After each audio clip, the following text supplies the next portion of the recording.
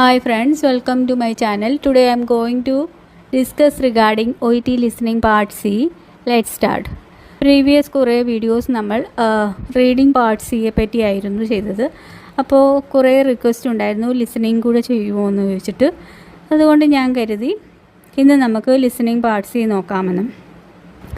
Listening part സിയുടെ രണ്ട് videos ഞാൻ നേരത്തെ ചെയ്തിരുന്നു. അതാരെങ്കിലും കണ്ടിട്ടില്ല എങ്കിൽ അതൊന്ന് കണ്ടതിന് ശേഷം ഇത് കാണുവാണെങ്കിൽ നിങ്ങൾക്ക് കുറച്ചുകൂടെ മനസ്സിലാക്കാൻ എളുപ്പമായിരുന്നു. അപ്പോൾ നമുക്കെല്ലാവർക്കും അറിയാം, ഒരു ലിസണിങ്ങിൻ്റെ മെറ്റീരിയൽ കിട്ടിക്കഴിഞ്ഞാൽ നമുക്ക് പാർട്ട് സിയുടെ മെറ്റീരിയൽ വായിക്കാനായിട്ട് കിട്ടുന്ന സമയം എന്ന് പറഞ്ഞാൽ 90 സെക്കൻഡ്സ് ആണ്. ഈ 90 സെക്കൻഡ്സിനെ നമ്മൾ നന്നായിട്ട് യൂസ് ചെയ്യുകയാണെങ്കിൽ നമുക്ക് 6 ഔട്ട് ഓഫ് 6 തന്നെ വാങ്ങാൻ കഴിയും. അപ്പോൾ ഇൻ്റർവ്യൂ ആണെങ്കിൽ നമുക്ക് ടോപ്പിക് മാറുന്നത് മനസ്സിലാക്കാൻ ഒരു ബുദ്ധിമുട്ടുമില്ല. ആ ക്വസ്റ്റ്യൻ പോകുന്നതനുസരിച്ച് അവരുടെ ചോദ്യങ്ങൾ ശ്രദ്ധിച്ചാൽ മതിയാവും. അതേസമയം പ്രസൻറ്റേഷൻ ആണെങ്കിൽ നമ്മൾ അത്രയും കീനായിട്ട് ലിസൺ ചെയ്തെങ്കിൽ മാത്രമേ നമുക്ക് ആ ടോപ്പിക്ക് മാറുന്നതും നമ്മുടെ ആൻസറിലോട്ട് പോകുന്നതും നമുക്ക് മനസ്സിലാക്കാൻ കഴിയുള്ളൂ. അപ്പോൾ പ്രസൻറ്റേഷൻ ആണെന്നുണ്ടെന്നുണ്ടെങ്കിൽ നമ്മൾ ഒരു ക്വസ്റ്റ്യൻ എടുക്കുമ്പോൾ ആ ക്വസ്റ്റ്യനിൽ 2 കാര്യങ്ങളാണ് ശ്രദ്ധിക്കേണ്ടത്. ഒന്നാമത്തേതെന്ന് വെച്ചാൽ ആ ഒരു ക്വസ്റ്റ്യൻ കൊണ്ട് നമ്മൾ എന്താണ് കണ്ടുപിടിക്കേണ്ടത് എന്നുള്ളതും, അതുപോലെ തന്നെ ഇത് എന്നോട് ചോദിക്കുമ്പോൾ എന്ത് ടോപ്പിക്കിനെ പറ്റി പറയുമ്പോഴാണ് ഞാൻ ഇതിൻ്റെ ആൻസർ കണ്ടുപിടിക്കേണ്ടത് എന്നുള്ള കാര്യവും. അതായത് ഈ ക്വസ്റ്റ്യനിലൂടെ എന്താണ് ഞാൻ കണ്ടുപിടിക്കേണ്ടത്, ആ ക്വസ്റ്റ്യൻ എന്താണ് അവിടെ നമ്മളോട് ചോദിക്കുന്നത് എന്നുള്ള കാര്യം നമ്മൾ ആദ്യം മനസ്സിലാക്കണം. പിന്നെ എന്തിനെ പറ്റി പറഞ്ഞപ്പോഴാണ് ഞാൻ ഈ ക്വസ്റ്റ്യൻ്റെ ആൻസർ കണ്ടുപിടിക്കേണ്ടത് എന്നുള്ളൊരു കാര്യം, അതായത് അവിടുത്തെ ടോപ്പിക് എന്താണ്. ഈ 2 കാര്യങ്ങളും നമ്മളൊരു ക്വസ്റ്റ്യൻ വായിക്കുമ്പോൾ മനസ്സിലാക്കിയിരിക്കണം. എങ്കിൽ മാത്രമേ നമുക്ക് ഒരു ക്വസ്റ്റ്യനിൽ നിന്നും മറ്റൊരു ക്വസ്റ്റ്യനിലോട്ട് പോകുന്നത് ആ ഒരു ട്രാൻസിഷൻ മനസ്സിലാക്കാൻ പറ്റുകയുള്ളൂ. അപ്പം ചിലവർക്കാണെങ്കിൽ ഒരു ക്വസ്റ്റ്യൻ വായിക്കുമ്പോൾ പെട്ടെന്ന് തന്നെ മനസ്സിലാവും എന്താണ് ക്വസ്റ്റ്യൻ ചോദിക്കുന്നത്, എന്താണ് ഇതിനകത്തെ ടോപ്പിക് എന്ന് മനസ്സിലാക്കാൻ ബുദ്ധിമുട്ടൊന്നും കാണത്തില്ല. ചില സ്റ്റുഡൻസിന് ഇതിന് കുറച്ച് ബുദ്ധിമുട്ട് കണ്ടു വരുന്നുണ്ട്.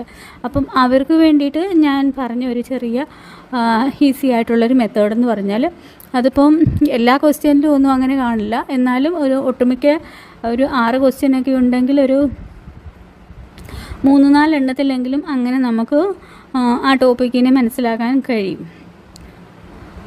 അപ്പം അതിനകത്തുള്ളതെന്ന് പറഞ്ഞാൽ, ഇപ്പോൾ നമുക്കൊരു ഒരു ക്വസ്റ്റ്യൻ തന്നിട്ട് 4 എന്ന് പറഞ്ഞിട്ട് ഒരു സെൻറ്റൻസ് കാണും. അപ്പോൾ ആ 4 കഴിഞ്ഞിട്ടുള്ള സെൻറ്റൻസ് ആയിരിക്കും മിക്കവാറും ആ ക്വസ്റ്റ്യനിലെ ടോപ്പിക് എന്ന് പറയുന്നത്. പിന്നെ അതുപോലെ തന്നെ എബൌട്ട് എന്ന് തന്നിട്ട് അത് കഴിഞ്ഞിട്ട് ഒരു സെൻറ്റൻസ് കാണും. ഒരു സെൻറ്റൻസ് അല്ല, കുറച്ച് വേർഡ്സ്. അപ്പം നമ്മൾ അതിനെപ്പറ്റിയാണ് അവിടെ സംസാരിക്കുന്നത്. എബൌട്ട് എന്തിനെപ്പറ്റി എന്നുള്ളൊരു ഇത് മെൻഷൻ ചെയ്യും. അപ്പം ആ എബൌട്ട് കഴിഞ്ഞിട്ടുള്ള വാക്കുകളെ നിങ്ങൾ കോൺസെൻട്രേറ്റ് ചെയ്യുക. അപ്പോൾ അതായിരിക്കും അവിടുത്തെ ടോപ്പിക്കായിട്ട് വരിക. അതല്ലെങ്കിൽ മെൻഷൻ ദാറ്റ്, അപ്പോൾ ആ ദാറ്റിന് ശേഷം വരുന്നത് എന്താണോ അതായിരിക്കും അവിടുത്തെ ടോപ്പിക്ക്. അതുപോലെ തന്നെ സെയ്സ് ദാറ്റ്, അപ്പോൾ ആ ദാറ്റ് കഴിഞ്ഞ് വരുന്ന വാക്കുകളായിരിക്കാം അവിടുത്തെ ടോപ്പിക്കായിട്ട് വരുന്നത്. അപ്പം ഞാൻ പറഞ്ഞത് 4 എബൌട്ട് ദാറ്റ്. അപ്പോൾ ദാറ്റ് എന്ന് പറയുന്നത് സെയ്സ് ദാറ്റ് ആയിക്കോട്ടെ, മെൻഷൻ ദാറ്റ് ആയിക്കോട്ടെ, ഇതിലേതായാലും അത് കഴിഞ്ഞ് വരുന്ന വാക്കുകളായിരിക്കും നമ്മുടെ ടോപ്പിക്കായിട്ട് വരാൻ ചാൻസും. അപ്പോൾ ഇതെന്ന് പറഞ്ഞാൽ ഇത് ടോപ്പിക്ക് മനസ്സിലാക്കാൻ ബുദ്ധിമുട്ടുള്ളവർക്ക് വേണ്ടിയിട്ട് പറഞ്ഞതാണ്. അല്ലാതെ മനസ്സിലാകുന്നവരാണെങ്കിൽ അങ്ങനെ തന്നെ എടുക്കുക. അങ്ങനെ നമ്മൾ ടോപ്പിക്ക് മനസ്സിലാക്കുക, ക്വസ്റ്റ്യനും മനസ്സിലാക്കുക, പിന്നീട് നമ്മൾ ഓപ്ഷൻസ് നോക്കുക. ഓപ്ഷൻസ് നോക്കിയിട്ട് അടുത്ത ക്വസ്റ്റ്യനിലോട്ട് പോവുക. അങ്ങനെ ഈ 6 ക്വസ്റ്റ്യനും നമ്മൾ റീഡ് ചെയ്ത് ആ ക്വസ്റ്റ്യൻ എന്താണെന്നും ടോപ്പിക് എന്താണെന്നും ഓപ്ഷൻ എന്താണെന്നും ഉള്ള കാര്യം ഈ 90 സെക്കൻഡ്സിനുള്ളിൽ നമ്മൾ മനസ്സിലാക്കിയിരിക്കണം. എങ്കിൽ മാത്രമേ നമുക്ക് ഒരുവിധം നന്നായിട്ട് ഈ ലിസണിങ് ചെയ്ത് തീർക്കാൻ പറ്റുകയുള്ളൂ. അപ്പോൾ ആദ്യമൊക്കെ ചെയ്യുമ്പോൾ എല്ലാവർക്കും ഈ ടൈമിനുള്ളിൽ നമുക്ക് ഈ 6 ക്വസ്റ്റ്യൻ വായിക്കുക, 6 ഓപ്ഷൻ വായിക്കുക എന്ന് പറയുന്നത് വളരെ ബുദ്ധിമുട്ടായിരിക്കും. അങ്ങനെയുള്ളവരാണെങ്കിൽ നിങ്ങളൊരു കാര്യം ചെയ്യുക, 2 രീതിയിൽ നിങ്ങൾക്ക് ചെയ്യാം. ഒന്നുകിൽ ക്വസ്റ്റ്യൻ മാത്രം കോൺസെൻട്രേറ്റ് ചെയ്ത് ക്വസ്റ്റ്യനും ടോപ്പിക്കും നിങ്ങൾ അണ്ടർസ്റ്റാൻഡ് ചെയ്ത് 6 എണ്ണം വായിച്ചിട്ട് നിങ്ങൾ കെയർഫുള്ളായിട്ട് ആ ഓഡിയോ ലിസൺ ചെയ്യുക. ഓഡിയോ ലിസൺ ചെയ്യുമ്പോൾ നിങ്ങൾക്ക് മനസ്സിലാവും ഈ ക്വസ്റ്റ്യൻ്റെ ആൻസർ എന്താണെന്ന്. അപ്പോൾ നമുക്കൊരു ഇത് കിട്ടും. അപ്പോൾ ആ ഒരു ക്ലൂ വെച്ചുകൊണ്ട് നമ്മൾ ആൻസർ ഓപ്ഷൻ നോക്കുമ്പോൾ നമുക്ക് മനസ്സിലാവും ഏതാണ് അവിടുത്തെ ആൻസർ എന്ന്. അതല്ല അതും ബുദ്ധിമുട്ടാണെന്നുണ്ടെങ്കിൽ, നിങ്ങൾക്ക് ആൻസർ ഓപ്ഷൻ വായിക്കാതെ നിങ്ങൾക്ക് ഇതിനകത്തോട്ട് എത്താൻ പറ്റുന്നില്ല എന്നുണ്ടെങ്കിൽ, മറ്റൊരു മാർഗം എന്ന് പറഞ്ഞാൽ ഈ ക്വസ്റ്റ്യൻ വായിക്കുകയും ആൻസർ ഓപ്ഷൻ നിങ്ങൾ റീഡ് ചെയ്യുകയും ചെയ്യുക. പക്ഷേ ഈ 6 എണ്ണവും നിങ്ങൾക്ക് വായിക്കാൻ പറ്റുന്നില്ല എന്നുണ്ടെങ്കിൽ അറ്റ്ലീസ്റ്റ് ഒരു 4 എണ്ണം നിങ്ങൾ വായിക്കുക. ഈ 4 എണ്ണം വായിച്ചു അതിൻ്റെ ആൻസർ ഓപ്ഷനും നിങ്ങൾ വായിച്ച് മനസ്സിലാക്കുക. പക്ഷേ ഈ 4 എണ്ണം വായിക്കുന്നത് നിങ്ങൾ നന്നായിട്ട് അവിടെ എന്താണ് ചോദിക്കുന്നതെന്നും അവിടുത്തെ ടോപ്പിക് എന്താണെന്നും ആൻസർ ഓപ്ഷൻ എന്താണ് അവിടെ ഉദ്ദേശിക്കുന്നതെന്നുള്ള കാര്യം നന്നായിട്ട് മനസ്സിലാക്കിയിരിക്കണം. കാരണം 2 എണ്ണം നമ്മൾ ഒഴിവാക്കിയിട്ടുണ്ട്. അപ്പോൾ ഈ 4 എണ്ണം നമ്മൾ കോൺസെൻട്രേറ്റ് ചെയ്യുമ്പോൾ ആ 4 ആൻസറും ശരിയാക്കാൻ നമ്മൾ മാക്സിമം ശ്രമിക്കണം. പിന്നെ ഈ 4 എണ്ണം കഴിയുമ്പോഴത്തേക്ക് അവിടെ ആ ഒരു ടോപ്പിക്കിനകത്ത് ഇച്ചിരി ഒരു ഡീവിയേഷൻ കാണും. കുറച്ചൊരു ഡീവിയേഷൻ വന്നിട്ടായിരിക്കും മിക്കവാറും 5ാമത്തെ ക്വസ്റ്റ്യനിലോട്ട് പോകുന്നത്. അപ്പം 5ാമത്തെ ക്വസ്റ്റ്യനിലോട്ട് പോകുന്ന ആ ടൈമിൽ, അല്ലെങ്കിൽ ആ ക്വസ്റ്റ്യൻ ചോദിച്ചു കഴിഞ്ഞിട്ട് കുറച്ച് സമയം, ഇച്ചിരി സമയം വേറെ എന്തെങ്കിലും ഒരു കാര്യം പറഞ്ഞിട്ട് ആയിരിക്കും. അപ്പോഴത്തേക്ക് നിങ്ങൾക്ക് ആ 5ഉം 6ഉം ക്വസ്റ്റ്യൻ വായിക്കാൻ പറ്റും. ക്വസ്റ്റ്യൻ റീഡ് ചെയ്യാനും അതിൻ്റെ ആൻസർ ഓപ്ഷൻ റീഡ് ചെയ്യാനുമുള്ള ടൈം കിട്ടും. അങ്ങനെ കിട്ടിയില്ല എങ്കിലും നിങ്ങൾ ഒരു ആൻസർ ഒന്നും മനസ്സിലായില്ല, ആ 2 ക്വസ്റ്റ്യൻ്റെ ആൻസർ ഒന്നും മനസ്സിലായില്ല എങ്കിൽ കൂടി നിങ്ങളൊന്ന് ക്വസ്റ്റ്യൻ അല്ലാതെ ഓഡിയോ ലിസൺ ചെയ്യാതെ നിങ്ങളൊന്ന് കോൺസെൻട്രേറ്റ് ചെയ്ത് റീഡ് ചെയ്ത് നോക്കുക. അവിടെ ചോദിച്ചിരിക്കുന്നത് എന്താണെന്നും അതിൻ്റെ ആൻസർ ഓപ്ഷൻ വരാൻ നിങ്ങളുടെ മനസ്സിൽ കൂടുതൽ ചാൻസ് ഉള്ള ഏതിനാണോ ആ ഒരു ആൻസർ നിങ്ങൾ ടിക്ക് ചെയ്യുകയും ചെയ്യുക. ടിക്ക് ചെയ്യുകയല്ല, ബബിൾ ചെയ്യുകയും ചെയ്യുക. അങ്ങനെ 2 ആൻസർ ഓപ്ഷനും നിങ്ങൾ ബബിൾ ചെയ്തിരിക്കണം. കാരണം നമുക്കിവിടെ നെഗറ്റീവ് മാർക്ക് ഇല്ലാത്തതിനാൽ നിങ്ങൾക്ക് എല്ലാ ആൻസർ ഓപ്ഷനും ബബിൾ ചെയ്യാം. അപ്പോൾ വെറുതെ അങ്ങ് ബബിൾ ചെയ്യുന്നതിന് പകരമായിട്ട് നിങ്ങളൊന്ന് ലോജിക്കായിട്ട് ചിന്തിക്കുക, അവിടെ എന്തായിരിക്കാം വരാൻ ചാൻസ് ഉള്ളതെന്ന്. അപ്പോൾ അങ്ങനെ നോക്കിയിട്ട് നിങ്ങൾക്ക് കറക്റ്റ് ആവാൻ ചാൻസ് ഉള്ള ഒരു ആൻസർ ഓപ്ഷൻ ബബിൾ ചെയ്യുക. ഇത് നമ്മളുടെ തുടക്കത്തിലെ കാര്യമാണ്. ഇങ്ങനെ നമ്മൾ കുറേ ചെയ്ത് കഴിയുമ്പോഴത്തേക്ക് നമ്മൾ ഓട്ടോമാറ്റിക്കലി ആ 4 എണ്ണവും വായിച്ച് കഴിഞ്ഞിട്ട് നമുക്ക് ടൈം കിട്ടാൻ തുടങ്ങും. അങ്ങനെ നമ്മൾ അടുത്ത 5ാമത്തെ ഒരു ക്വസ്റ്റ്യനും കൂടെ ഉൾക്കൊള്ളുക. അതിനുശേഷം കുറച്ച് കഴിയുമ്പോഴത്തേക്ക് നമുക്ക് 5 എണ്ണം വായിക്കാനുള്ള സമയം കിട്ടുന്നതായിട്ട് കാണും. അത് കഴിയുമ്പോൾ നമ്മൾ 6 എണ്ണവും വായിക്കും. അങ്ങനെ ലാസ്റ്റ് നമ്മൾ എക്സാമിനും ഒരു 1 മന്ത് മുമ്പായിട്ടൊക്കെ നമ്മൾ ഈ 6 ക്വസ്റ്റ്യനും റീഡ് ചെയ്ത് അതിൻ്റെ ആൻസർ ഓപ്ഷനും റീഡ് ചെയ്യാനുള്ള ഒരു പ്രാപ്തി നമ്മൾ നേടിയിരിക്കണം. എങ്കിൽ മാത്രമേ നമുക്ക് ഒരു നല്ല സ്കോറ് വാങ്ങിക്കാൻ കഴിയൂ. അപ്പോൾ ഇവിടെ നമുക്ക് ഇന്ന് ഞാൻ എടുത്തിരിക്കുന്ന ടോപ്പിക് എന്ന് പറഞ്ഞാൽ ഓവർ യൂസ് ഓഫ് ആൻറ്റിബയോട്ടിക് ആണ്. നമുക്കിന്ന് ക്വസ്റ്റ്യനിലോട്ട് നോക്കാം. ഒന്നാമത്തെ ക്വസ്റ്റ്യൻ എന്ന് പറഞ്ഞാൽ, ഇതിപ്പോൾ ഈ 6 ക്വസ്റ്റ്യനും കൂടെ പറയുക എന്ന് വെച്ചാൽ ഒരു വലിയ വീഡിയോ ആയി പോവും. അതുകൊണ്ട് ഞാൻ 3 എണ്ണം വെച്ച് എടുക്കാമെന്ന് കരുതുന്നു. ഇത് 3 എണ്ണം എടുത്തിട്ട് നിങ്ങൾ ഇപ്പോൾ എടുക്കാം.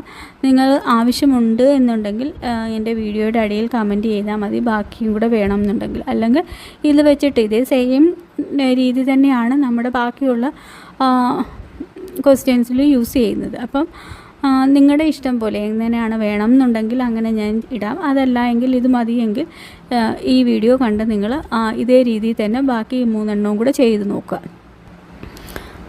അപ്പം നമുക്ക് ക്വസ്റ്റ്യനിലോട്ട് പോകാം. What reason does doctor Finn gives for the rise in antibiotics use in the decade to 2010? അപ്പം കഴിഞ്ഞ 10 വർഷമായിട്ട്, അതായത് 2010 മുതൽ 10 വരെയുള്ള 10 വർഷക്കാലത്തോളം ഉള്ള ആൻറ്റിബയോട്ടിക്സിൻ്റെ യൂസ് കൂടുന്നതിനുള്ള കാരണം എന്താണ് ഡോക്ടർ ഫിന്നിൻ്റെ അഭിപ്രായത്തിൽ? ഡോക്ടർ ഫിൻ നൽകുന്ന കാരണം എന്താണെന്നാണ് ചോദിച്ചിരിക്കുന്നത്. അതായത് 2010 വരെയുള്ള കാലഘട്ടത്തിൽ 10 വർഷത്തെ കാലയളവിൽ ആൻറ്റിബയോട്ടിക്സിൻ്റെ യൂസ് കൂടാനുള്ള കാരണം എന്താണെന്നാണ് ഡോക്ടർ ഫിൻ പറയുന്നത് എന്നാണ് നമ്മളോട് 31 ക്വസ്റ്റ്യൻ ചോദിച്ചിരിക്കുന്നത്. അപ്പം ഇവിടുത്തെ ക്വസ്റ്റ്യൻ എന്ന് പറയുമ്പോൾ എന്താണ് നമ്മളിവിടെ കണ്ടുപിടിക്കേണ്ടത്? റീസണാണ് നമ്മൾ കണ്ടുപിടിക്കേണ്ടത്. എന്തിൻ്റെ? What reason does doctor Finn give rise in antibiotics use in the decade to 2010 എന്നുള്ളത്. അപ്പം അതിൻ്റെ റീസണാണ് നമ്മൾ കണ്ടുപിടിക്കേണ്ടത്. ക്വസ്റ്റ്യൻ ചോദിച്ചിരിക്കുന്നത് നമ്മളോട് റീസൺ കണ്ടുപിടിക്കാനാണ്. അപ്പോൾ ഇവിടുത്തെ ടോപ്പിക്ക് എന്താണ്?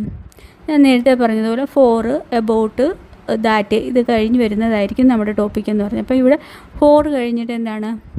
For doctor Finn give for the rise in antibiotics use in the decade to 2010. അപ്പം നമ്മുടെ ടോപ്പിക് എന്ന് പറയുന്നത് rise in antibiotics use in the decade to 2010 എന്നുള്ളതാണ് നമ്മുടെ ഫസ്റ്റ് ക്വസ്റ്റ്യൻ്റെ ടോപ്പിക് എന്ന് പറയുന്നത്. ഈ റൈസിനെ പറ്റി, ആൻറ്റിബയോട്ടിക്സിൻ്റെ 10 വർഷക്കാലത്തോളമുള്ള ആ റൈസിനെ പറ്റി പറയുമ്പോഴാണ് നമ്മൾ അതിൻ്റെ റീസൺ കണ്ടുപിടിക്കേണ്ടത് എന്ന് മനസ്സിലായി. ഇനി നമ്മൾ ആൻസർ ഓപ്ഷൻ നോക്കുന്നു. അതിൻ്റെ ആൻസർ ഓപ്ഷൻ എന്താണ് തന്നിരിക്കുന്നത്? ഇതിപ്പം ഒരു കംപ്ലീറ്റ് ക്വസ്റ്റ്യൻ ആണ്. അപ്പം നമുക്ക് ആൻസർ ഓപ്ഷൻ റീഡ് ചെയ്ത് നോക്കാം. The ready availability of the drugs ഓൺലൈനും. അപ്പോൾ എന്താണ്? ഓൺലൈനിൽ ഡ്രഗ്സിൻ്റെ, ഓൺലൈനിൽ കൂടിയുള്ള ഡ്രഗ്സിൻ്റെ റെഡി അവൈലബിലിറ്റി കാരണമാണ്. അതായത് നമുക്ക് ഓൺലൈനിലൂടെ നല്ല പെട്ടെന്ന് ഇത് ആൻറ്റിബയോട്ടിക്സ് പെട്ടെന്ന് അവൈലബിൾ ആവുന്നതാണ് ഈ റൈസിന് കാരണമെന്നാണ് എ ഓപ്ഷൻ പറയുന്നത്. ബി ഓപ്ഷൻ പറയുന്നത് the time pressure that doctors were working under. അപ്പം ബിയിൽ പറയുന്നത് ഡോക്ടേഴ്സ് വർക്ക് ചെയ്യുന്ന ടൈം പ്രഷറാണ് അതിന് കാരണം എന്നാണ് ബി ഓപ്ഷൻ പറയുന്നത്. സി ഓപ്ഷൻ പറയുന്നത് the fear felt by doctors of falling to treat possible infections. അപ്പം failing to treat possible infections. അപ്പം ഇതിനകത്ത് പറയുന്നത് എന്താണ്? Doctors are the fear felt by the doctors. ഡോക്ടേഴ്സിന് എന്താണ്? ഇതിനോടൊരു പേടിയാണ്. എന്താണ്? Failing to treat possible infection. ഈ ഇൻഫെക്ഷൻസിനെ ട്രീറ്റ് ചെയ്യുന്നത് ഫെയിൽ ആവുമോ എന്നുള്ള ഡോക്ടേഴ്സിൻ്റെ ഫിയർ കാരണമാണ് ആൻറ്റിബയോട്ടിക്സിൻ്റെ യൂസ് കൂടുന്നത് എന്നാണ് പറയുന്നത്, സി ഓപ്ഷൻ പറയുന്നത്. ഒന്നാമത്തേതെന്ന് വെച്ചാൽ ഓൺലൈനിലെ റെഡി അവൈലബിലിറ്റി കാരണമാണ്. രണ്ടാമത്തേതെന്ന് പറയുന്നത് ഡോക്ടേഴ്സിൻ്റെ ടൈം പ്രഷറാണ്, വർക്കിംഗ് ടൈമിലുള്ള അവരുടെ ടൈം പ്രഷർ കാരണമാണ് എന്ന് പറയുന്നത്. മൂന്നാമത്തെ ഓപ്ഷൻ എന്ന് പറയുമ്പോഴത്തേക്ക് എന്താണ്? മൂന്നാമത്തെ ഓപ്ഷൻ എന്ന് പറയുമ്പോഴത്തേക്ക് ഈ ഇൻഫെക്ഷൻസ് ട്രീറ്റ് ചെയ്യുന്നത് ഫെയിൽ ആവുമോ എന്നുള്ള ഡോക്ടേഴ്സിൻ്റെ ഫിയർ കാരണമാണ് ആൻറ്റിബയോട്ടിക്സിൻ്റെ യൂസ് കൂടുന്നത് എന്നാണ് പറയുന്നത്. നമ്മളിനി 32ാമത്തെ ക്വസ്റ്റ്യനിലോട്ട് കിടക്കുകയാണ്. അപ്പം 32ാമത്തെ ക്വസ്റ്റ്യൻ എന്താണ് ചോദിക്കുന്നത്? What reservation does doctor Finn have about a reason fall in the number of antibiotics prescribed in the UK. അപ്പം ഇവിടെ നമ്മൾ റീഡിങ് പാർട്സ് ചെയ്തപ്പോൾ റിസർവേഷൻ എന്താണെന്ന് മനസ്സിലാക്കിയിരുന്നു അല്ലേ? റിസർവേഷൻ എന്ന് വെച്ച് കഴിഞ്ഞാൽ ഡൗട്ട് അല്ലെങ്കിൽ ഫിയർ എന്നാണ്. അപ്പോൾ എന്ത് ഡൗട്ടാണ് ഡോക്ടർ ഫിന്നിനുള്ളത്? എന്തിനെ പറ്റി? About a reason fall in the number of antibiotics prescribed in the UK. UK prescribe ചെയ്ത ആൻറ്റിബയോട്ടിക്സിൻ്റെ റീസൺ ഫോളിനെ പറ്റിയുള്ള ഡോക്ടർ ഫിന്നിൻ്റെ ഡൗട്ട് എന്താണെന്നാണ് ചോദിച്ചിരിക്കുന്നത്. UK പ്രിസ്ക്രൈബ് ചെയ്ത ആൻറ്റിബയോട്ടിക്സിൻ്റെ റീസൺ ഫോളിനെ പറ്റിയുള്ള ഡോക്ടർ ഫിന്നിൻ്റെ ഡൗട്ട് അല്ലെങ്കിൽ ഡോക്ടർ ഫിന്നിൻ്റെ ഫിയർ എന്താണ് എന്നുള്ളതാണ് ഇവിടെ ചോദിക്കുന്നത്. അദ്ദേഹത്തിൻ്റെ ഡൗട്ടാണ് ഇവിടെ ചോദിക്കുന്നത്. എന്താണ് ഇതിനെ പറ്റിയുള്ള ഡോക്ടർ ഫിന്നിൻ്റെ ഡൗട്ട് എന്ന് പറയുന്നത്? അപ്പം നമ്മുടെ ക്വസ്റ്റ്യൻ എന്ന് പറഞ്ഞാൽ എന്താണ്? അവിടെ ചോദിക്കുന്നത് എന്താണ്? ഡോക്ടർ ഫിന്നിൻ്റെ റിസർവേഷൻ എന്താണെന്നുള്ളതാണ് നമ്മുടെ ക്വസ്റ്റ്യൻ എന്ന് പറയുന്നത്. അവിടുത്തെ ടോപ്പിക് എന്ന് പറയുമ്പോൾ എബൌട്ടിന് ശേഷം നമ്മൾ നേരത്തെ പറഞ്ഞു ഫോർ കഴിഞ്ഞു, എബൌട്ട് കഴിഞ്ഞു, സെയ്സ് ദാറ്റ് എന്ന് പറഞ്ഞാൽ ദാറ്റ് കഴിഞ്ഞിട്ട് മെൻഷൻ ദാറ്റ് കഴിഞ്ഞിട്ട് വരുന്ന സെൻറ്റൻസ്, ഇവയൊക്കെ ആയിരിക്കാം നമ്മുടെ ടോപ്പിക് എന്ന് പറയുന്നത്. അപ്പോൾ ഇവിടെ എബൌട്ട് ഉണ്ട്. എബൌട്ടിന് ശേഷം വരുന്ന എന്താണ്? A reason fall in the number of antibiotics prescribed in the UK. അപ്പം നമ്മുടെ topic reason fall in the number of antibiotics prescribed in the UK എന്നുള്ളതാണ് നമ്മുടെ ടോപ്പിക്ക്. ഇനി നമ്മൾ ആൻസർ ഓപ്ഷൻ നോക്കുന്നു. It seems to have no effect to drug resistance rate. അപ്പം ഇവിടെ ഇങ്ങനെ ഈ നമ്മുടെ ആൻസർ ഓപ്ഷനിൽ എപ്പോഴായാലും റീഡിങ്ങിലായാലും ലിസണിങ്ങിലായാലും നമ്മളിങ്ങനെ ഇറ്റ് ദേ എന്നൊക്കെ കണ്ടു കഴിയുമ്പോൾ നമ്മളത് ആ ഇറ്റ് കൊണ്ട് അവിടെ എന്താണ് ഉദ്ദേശിക്കുന്നത് എന്നുള്ള കാര്യം കൂടെ മനസ്സിലാക്കിയിരിക്കണം. എങ്കിൽ മാത്രമേ നമുക്ക് കറക്റ്റായിട്ടുള്ള ഓപ്ഷൻ തിരഞ്ഞെടുക്കാൻ പറ്റത്തുള്ളൂ.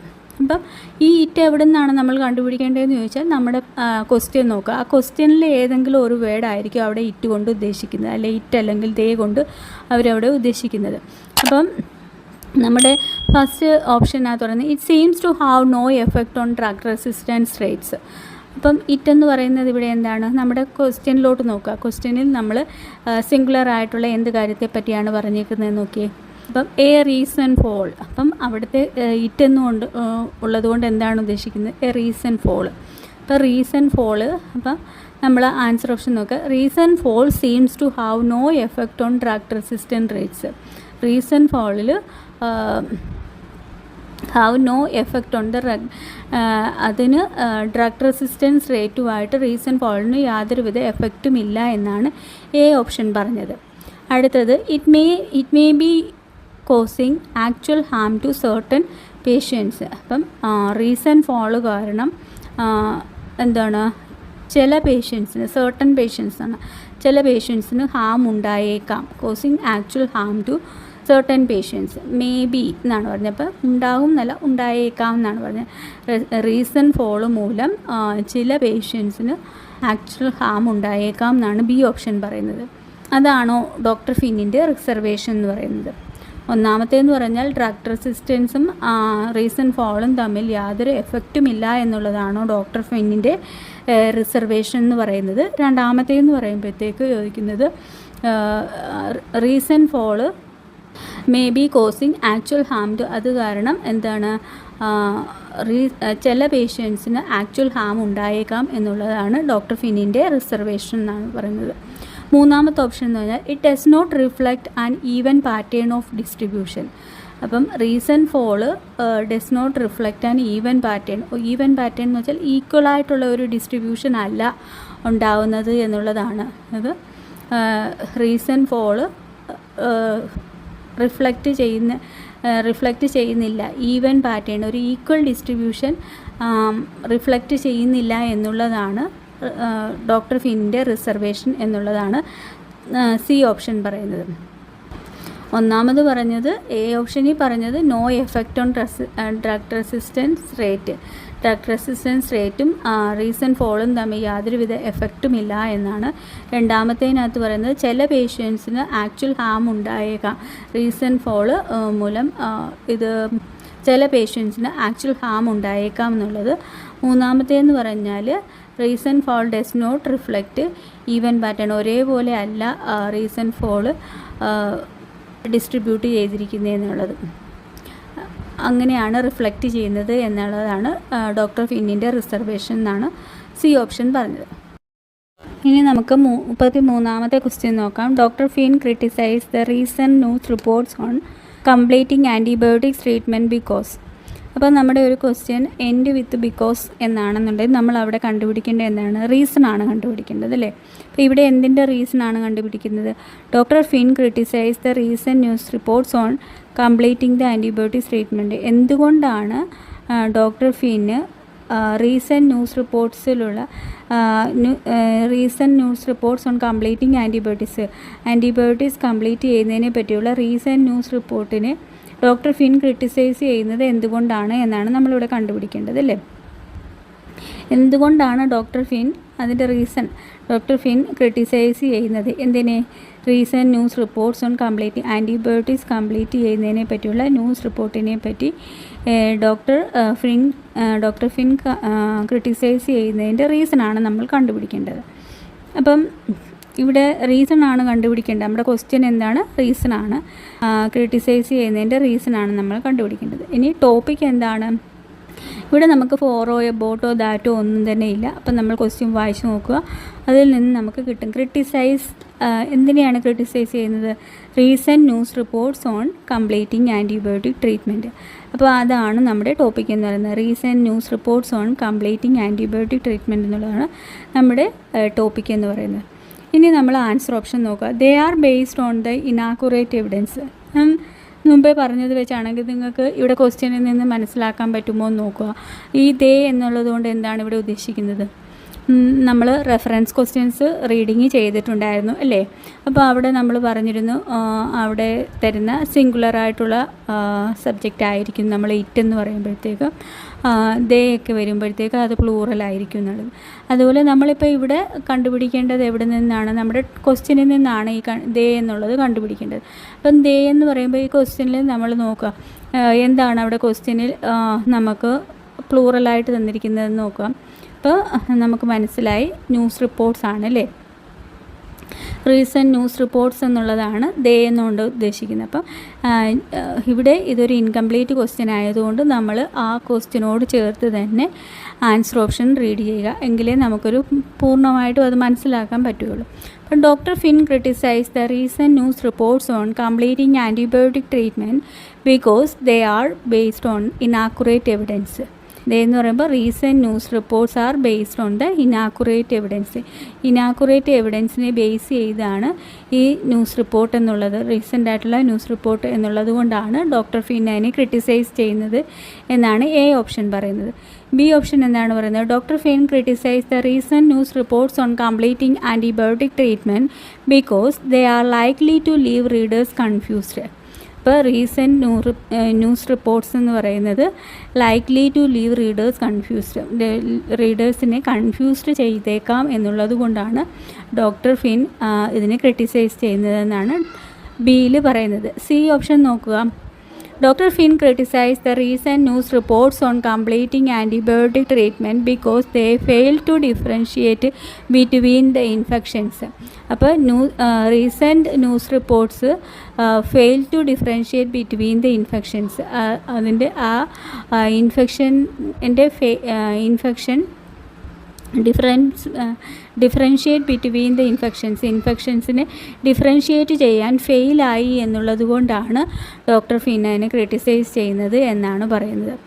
അപ്പോൾ ഒന്നാമത്തെ പറഞ്ഞത് ഇനാക്കുറേറ്റ് എവിഡൻസ് ആയതുകൊണ്ട് ന്യൂസ് റിപ്പോർട്ട്സ് എന്ന് പറയുന്നത് ബേസ്ഡ് ഓൺ ദ ഇനാക്കുറേറ്റ് എവിഡൻസിൻ്റെ ബേസിസിലായതുകൊണ്ടാണ് അതിനെ ക്രിട്ടിസൈസ് ചെയ്യുന്നത്. രണ്ടാമത്തേത് പറയുന്നത് റീസെൻറ്റ് ന്യൂസ് റിപ്പോർട്ട്സ് എന്ന് പറയുന്നത് ലൈക്ലി ടു ബി റീഡേഴ്സിനെ കൺഫ്യൂസ് ചെയ്യാൻ ചാൻസ് ഉള്ളത് കൊണ്ടാണ്. മൂന്നാമത്തേത് പറയുന്നത് they fail to differentiate between the infections, അതായത് ഇൻഫെക്ഷൻസിനെ ഡിഫറൻഷിയേറ്റ് ചെയ്യാൻ അത് ന്യൂസ് റിപ്പോർട്ട് ഫെയിൽ ആയതുകൊണ്ടാണ് ഡോക്ടർ ഫിൻ ക്രിട്ടിസൈസ് ചെയ്യുന്നത് എന്നാണ് 33ാമത്തെ ഓപ്ഷൻ പറയുന്നത്.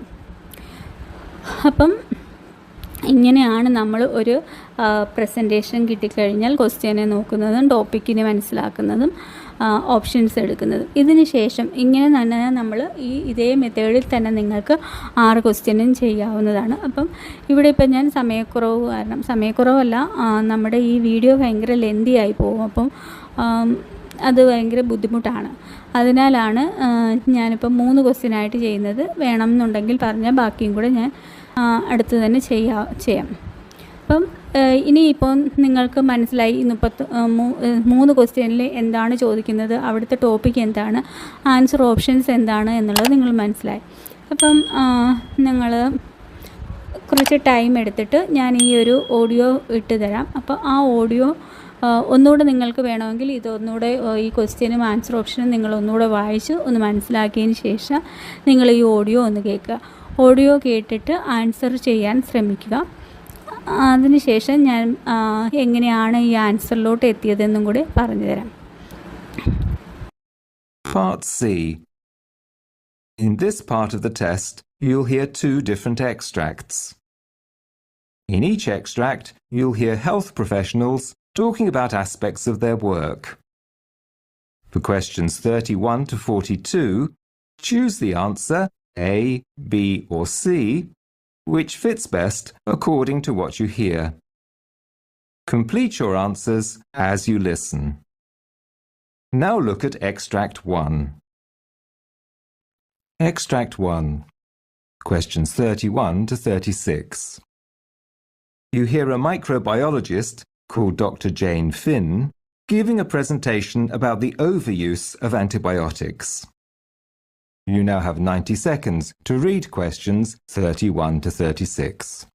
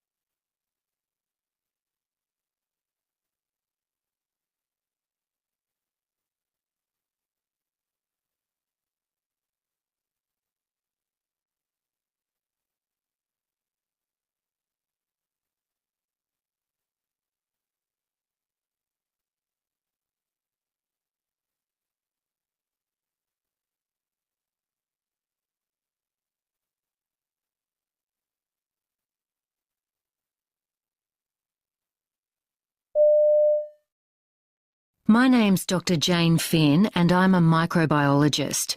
I'm talking today about the overuse of antibiotics, or antimicrobials as they're often called, and the serious dangers this poses for the future. We're all familiar with the threat of a post-antibiotic era in medicine. But how did we get to this point? Well, in the decade up to 2010, we saw a staggering increase of 36% in antibiotic use worldwide. As more and more global citizens were able to access them, usually online, we saw uncontrolled consumption during that period. Although recent media stories suggest the general public has finally got the message that antibiotics should be used sparingly, there's still a hardcore who want them prescribed for everything. Doctors are now better at resisting their demands, however, for example when the problem's viral rather than bacterial. This has improved things. For instance, there's been a fall recorded in the overall amount of antibiotics prescribed in the UK in a given 4-year period. At first sight, that's welcome news.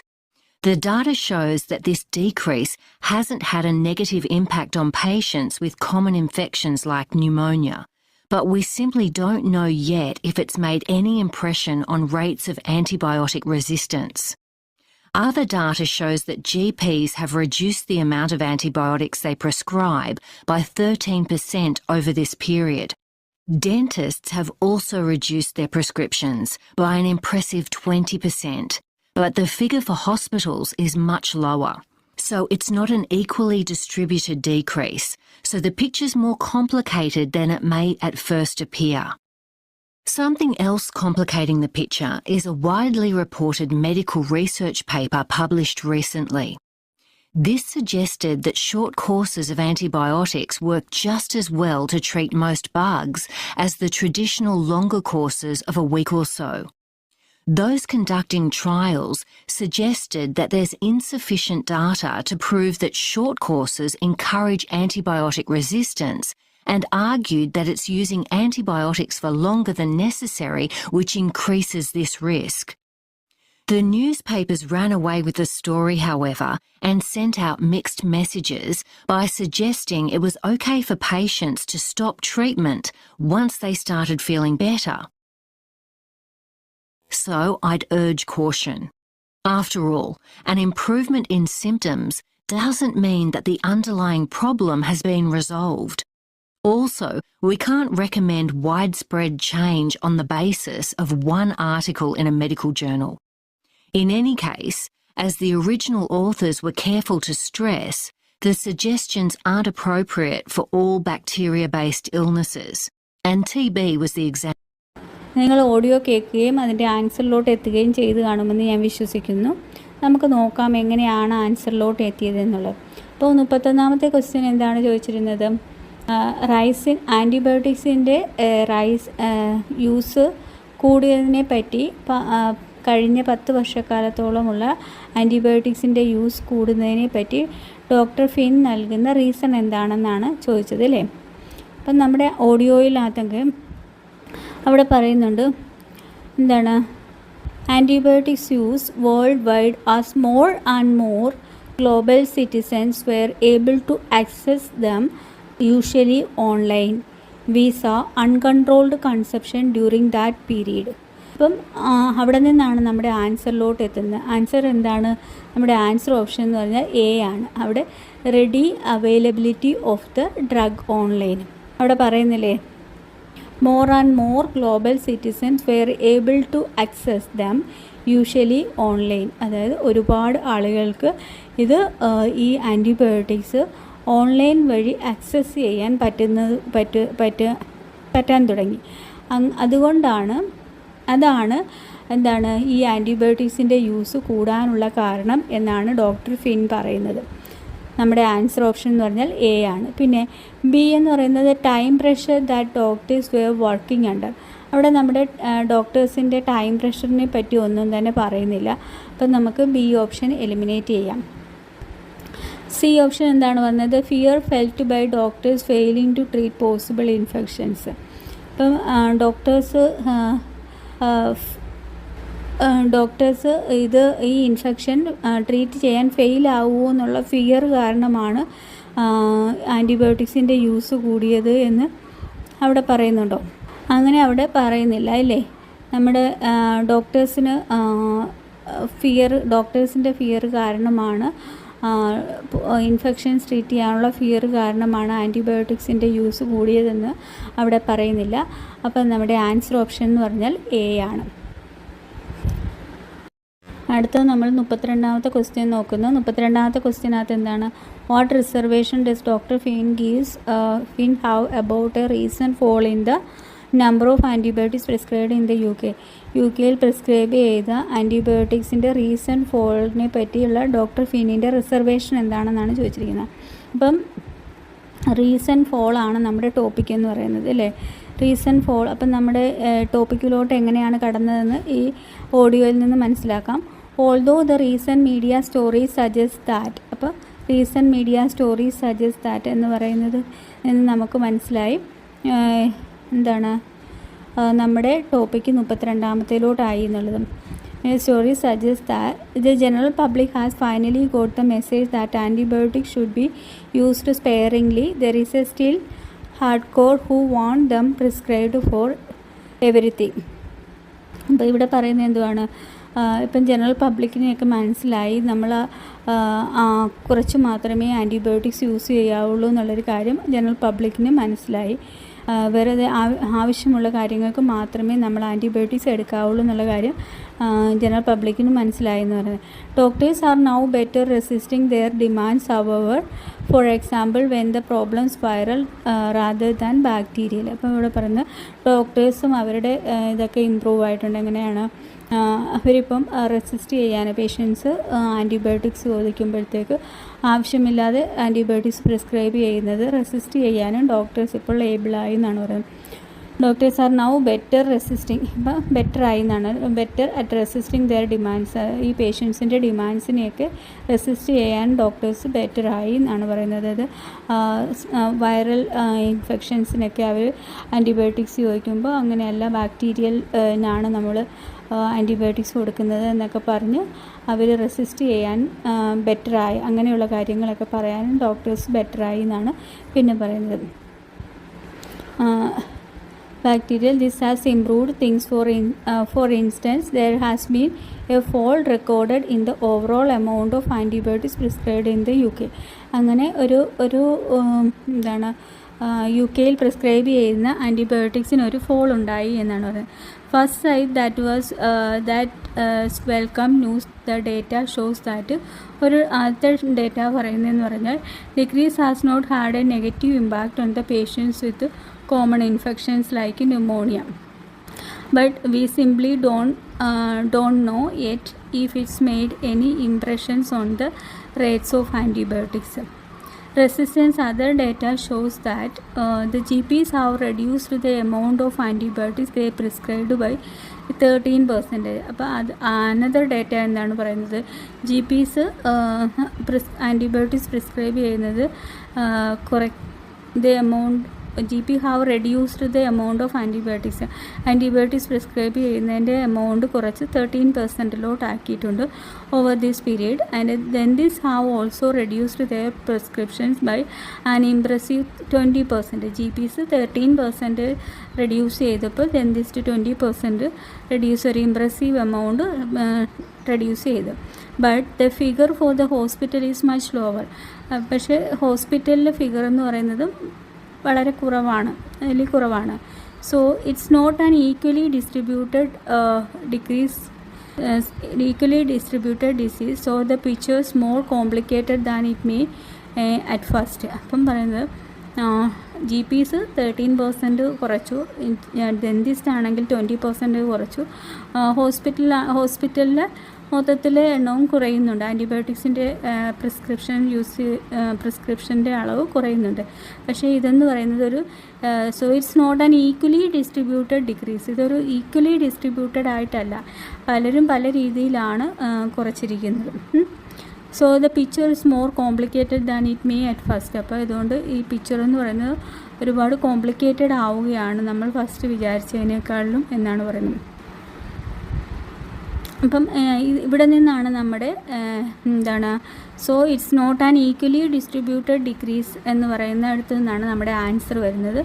Answer option എന്ന് പറഞ്ഞാൽ C ആണ്. It does not reflect even pattern of distribution. ഇത് recent fall in number of antibiotics prescribed in the UK അതിനെ പറ്റിയുള്ള doctor ഫിന്നിൻ്റെ reservation എന്ന് പറഞ്ഞാൽ എന്താണ്, ഇത് എല്ലായിടത്തും ഒരേപോലെ അല്ല ഡിസ്ട്രിബ്യൂട്ട് ചെയ്തിരിക്കുന്നത്.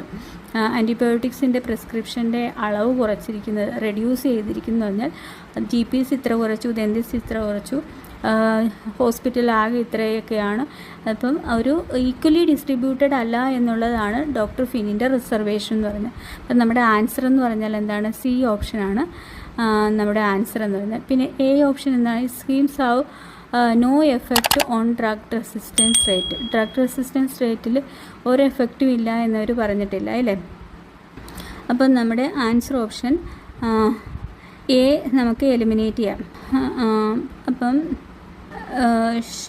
ഫസ്റ്റ് ഡേറ്റ എങ്ങനെയാണ് പറയുന്നത്, shows that this decrease has not had a negative impact on the patients with common infection. Common infections ഉള്ളവരിൽ ഇത് ഒരു നെഗറ്റീവ് ഇമ്പാക്റ്റ് ഒന്നും hasn't had a negative impact.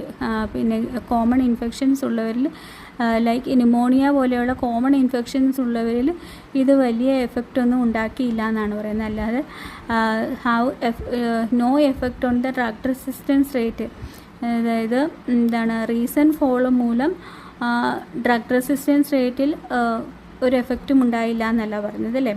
അപ്പം നമുക്ക് എ ഓപ്ഷൻ എലിമിനേറ്റ് ചെയ്യാം. ബി എന്ന് പറയുമ്പോൾ it may be causing actual harm to certain patients.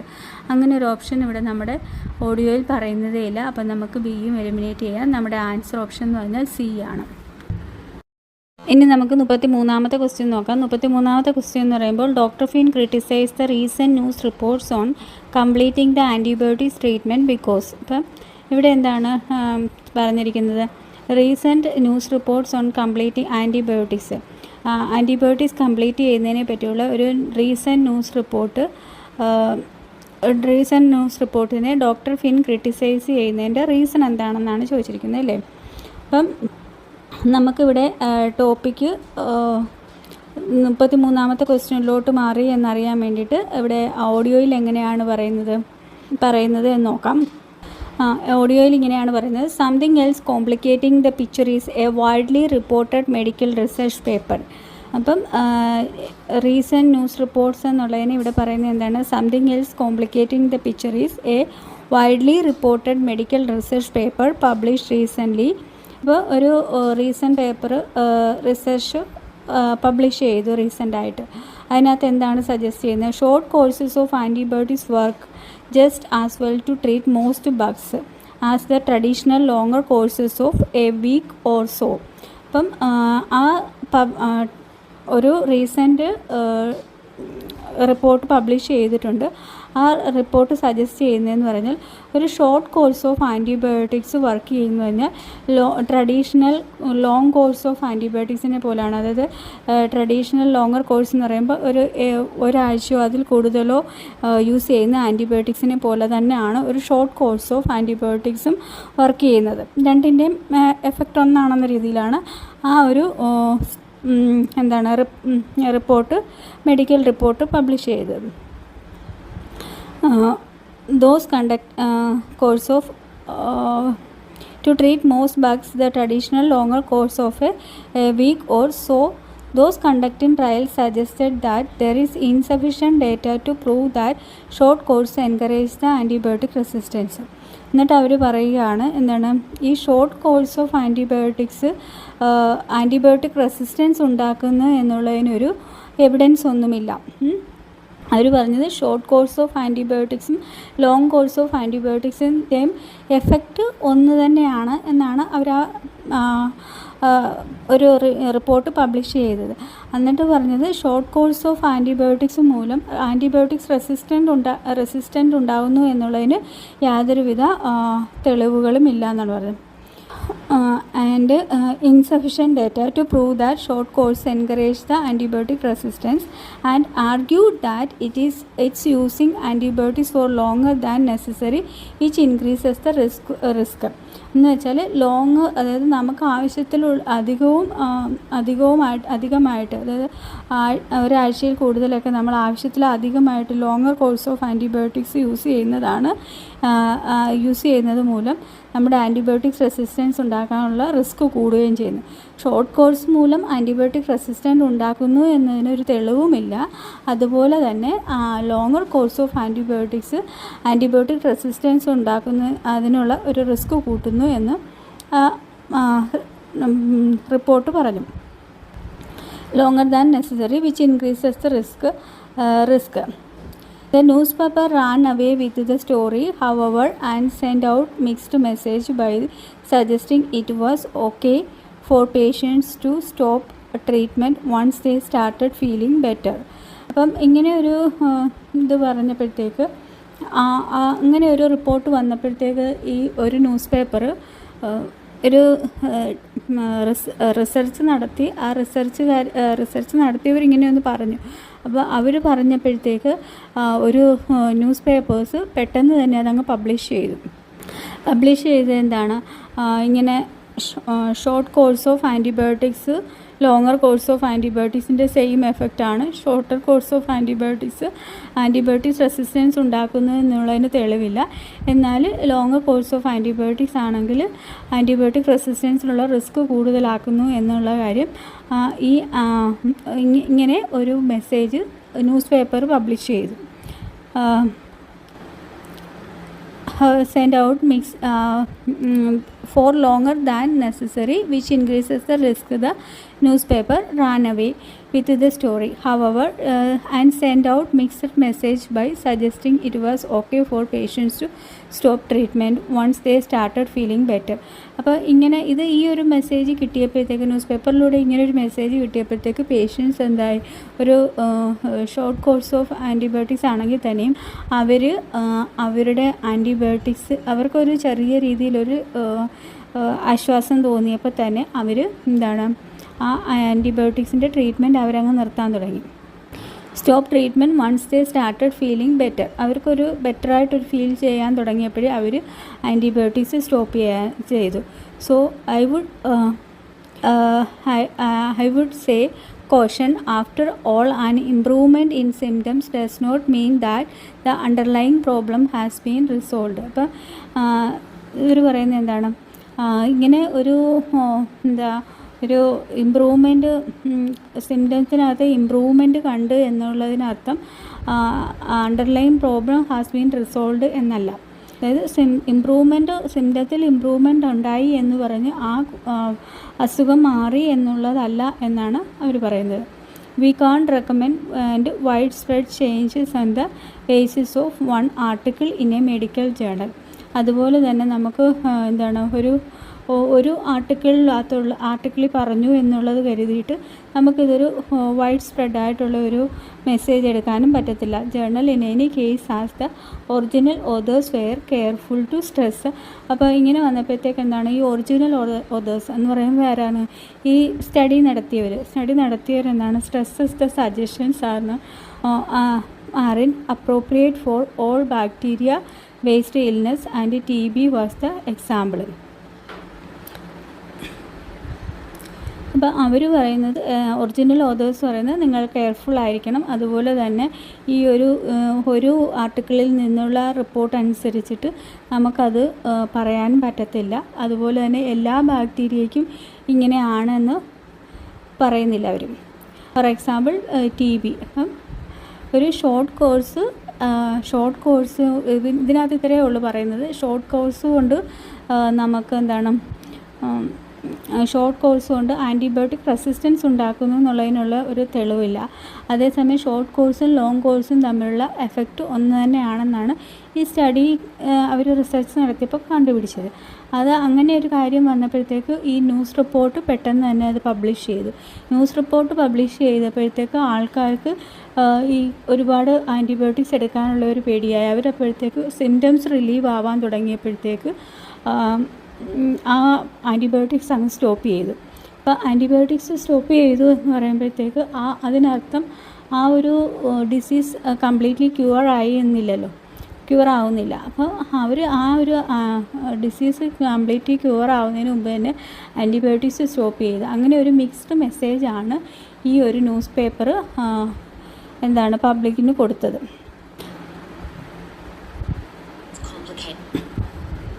അപ്പം ഇതാണ് ഡോക്ടർ ഫ്ലിൻ ക്രിട്ടിസൈസ് ചെയ്യുന്ന ഈ ന്യൂസ് പേപ്പർ റിപ്പോർട്ട്സിനെ പറ്റി ഡോക്ടർ ഫ്ലിൻ ക്രിട്ടിസൈസ് ചെയ്യുന്ന കാര്യം എന്താണ്? They are likely to leave readers confused. റീഡേഴ്സിനെ അവർ കൺഫ്യൂസ് ചെയ്യുകയാണ് എന്നുള്ളതാണ് ഡോക്ടർ ഫ്ലിൻ ഈ ന്യൂസ് റിപ്പോർട്ട്സിനെ പറ്റി ക്രിട്ടിസൈസ് ചെയ്യുന്ന ഒരു കാര്യം എന്ന് പറയുന്നത്. അപ്പം നമ്മുടെ ആൻസർ എന്ന് പറഞ്ഞാൽ ബി ആണ്. എ ഓപ്ഷൻ പറയുന്നത് they are based on inaccurate evidence. Inaccurate evidence എന്ന് പറയാൻ പറ്റത്തില്ല, ഒരു റിസർച്ച് നടത്തിയിട്ടാണ് അവരിങ്ങനെ ഒരു കാര്യം കണ്ടുപിടിച്ചത്. അപ്പോൾ ഇനാക്കുറേറ്റ് എവിഡൻസ് എന്നുള്ളത് നമ്മുടെ ഓപ്ഷൻ എ തെറ്റാണ്. സി എന്ന് പറയുമ്പോൾ they fail to differentiate between the ഇൻഫെക്ഷൻസിനെ ഡിഫറൻഷ്യേറ്റ് ചെയ്യാൻ അവർ ഫെയിലായി എന്ന് അവിടെ പറയുന്നില്ല അല്ലേ. അപ്പം നമ്മുടെ സിയും എലിമിനേറ്റ് ചെയ്യാം. എന്നിട്ട് നമ്മുടെ ആൻസർ ഓപ്ഷൻ എന്ന് പറഞ്ഞാൽ ബി ആണ്. They are likely to leave readers confused എന്നുള്ളതാണ്. ഇങ്ങനെയാണ് നമ്മുടെ ആൻസേഴ്സ് കിട്ടുന്നത്. നിങ്ങൾക്ക് മനസ്സിലായി എന്ന് ഞാൻ വിശ്വസിക്കുന്നു. എൻ്റെ വീഡിയോസൊക്കെ നിങ്ങൾക്ക് ഇഷ്ടപ്പെടുകയാണെങ്കിൽ ലൈക്ക് ചെയ്യുകയും ഷെയർ ചെയ്യുകയും സബ്സ്ക്രൈബ് ചെയ്യുകയും ചെയ്യുക. സബ്സ്ക്രൈബ് ചെയ്യുമ്പോൾ ഓൾ എന്ന ബട്ടൺ നിങ്ങൾ പ്രസ് ചെയ്യണമെങ്കിൽ മാത്രമേ നിങ്ങൾക്ക് എല്ലാ നോട്ടിഫിക്കേഷൻസും കിട്ടുകയുള്ളൂ. Thank you.